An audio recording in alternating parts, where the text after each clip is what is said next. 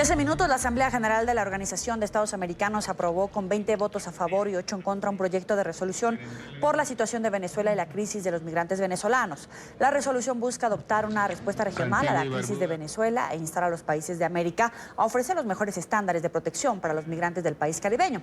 También aclara que la OEA reconocerá a los representantes de Venezuela designados por la Asamblea Nacional que lidera Juan Guaidó para que celebre nuevas elecciones en el país. NTN 24 está en el cubrimiento especial de esta 49ª Asamblea en Medellín, Colombia.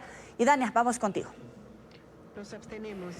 Julio Borges nos acompaña en esta oportunidad. Julio, gracias por estar aquí. Si tuviésemos que mirar en perspectiva cómo sale Venezuela de esta Asamblea General, ¿cuál sería tu análisis?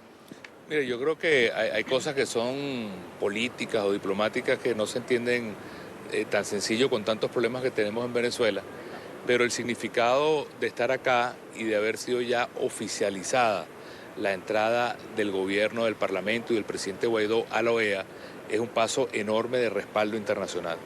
Significa ya una ruptura completa con el madurismo, significa una ruptura completa con la dictadura, el reconocimiento a nivel de toda América del gobierno del presidente Guaidó, y para nosotros nos da mucho más fuerza y mucho más respaldo para seguir adelante en un proceso que es irreversible, que es la salida de la dictadura. De manera que al final no es un evento más, no es simplemente micrófonos, diplomacia, bandera, es un respaldo formal e institucional de toda América a la democracia y al gobierno del presidente Guaidó. Claro, uno puede preguntarse, o lo que se pregunta el común de la gente, ¿y esto para qué sirve, Julio? Bueno, sí, sirve mucho para que se puedan tomar medidas de presión muy duras. Lamentablemente estamos luchando contra una dictadura que lo único que entiende es la fuerza bruta, esa es la verdad. Entonces la presión es lo único que va a terminar fracturando la dictadura para ir a un proceso de transición. Y hace pocos años, hace 4 años, teníamos apenas 4 votos en la OEA. Hoy tenemos el respaldo de la inmensa mayoría de los países. De manera que es un salto cuántico muy importante que se traduce en medidas de mayor presión. ¿Cuáles son esas medidas? Temas de lavado de capitales, temas de persecución de corrupción, más sanciones, más presión a familiares del régimen.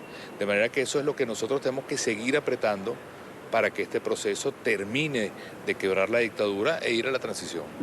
Julio, ¿qué pasa con el Caribe? Venezuela ha sido solidario con el Caribe, Venezuela ha sido uno más del Caribe, Venezuela les ha apoyado en circunstancias. ¿Qué pasa? ¿Por qué siempre con reservas? ¿Por qué siempre esa actuación distante o por qué siempre esa actuación al lado del régimen? Bueno, hemos ido logrando ganar votos del Caribe y eso también es un gran triunfo.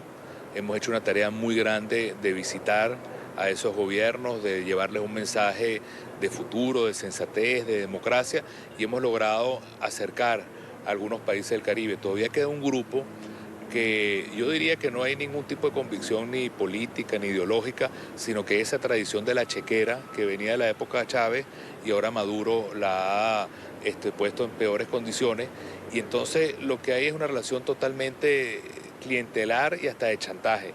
A muchos de estos países los chantajean por la deuda o los chantajeaban con el petróleo, y nosotros lo que tenemos que seguir persistiendo porque islas muy pequeñas valen tanto como un país tan grande como Brasil. Es decir, el voto de cualquier país del Caribe es tan válido como el de Canadá, Brasil, Estados Unidos, Argentina, y hay que trabajarlos con mucha fuerza para irlos convenciendo que no hay futuro para nadie con Maduro.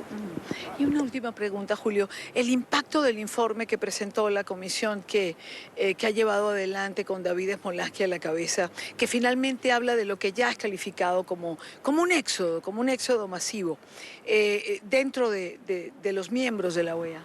Bueno, ese es el problema más doloroso, más visible, pero no es el problema que podemos decir que es único. Hay muchas cosas invisibles que son tan graves como la migración, el problema del narcotráfico en manos de Maduro, el problema del crimen organizado en manos de Maduro, el financiamiento de grupos irregulares como el ELN o los ex-FARC, que lo hace Maduro sistemáticamente, sumado al gravísimo problema migratorio, hacen que ese Estado fallido que es Maduro se convierta no en un problema, sino en una amenaza de vida o muerte al futuro de Colombia y al futuro de toda la región.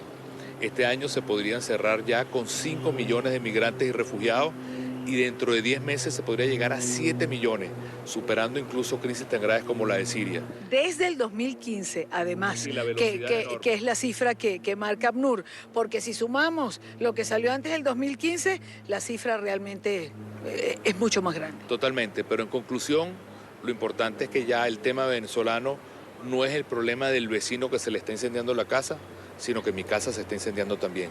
Y quien provoca ese incendio de la libertad y la democracia y el progreso de América Latina se llama Nicolás Maduro. Julio, gracias como siempre por estar con nosotros. Gracias, ¿verdad? Con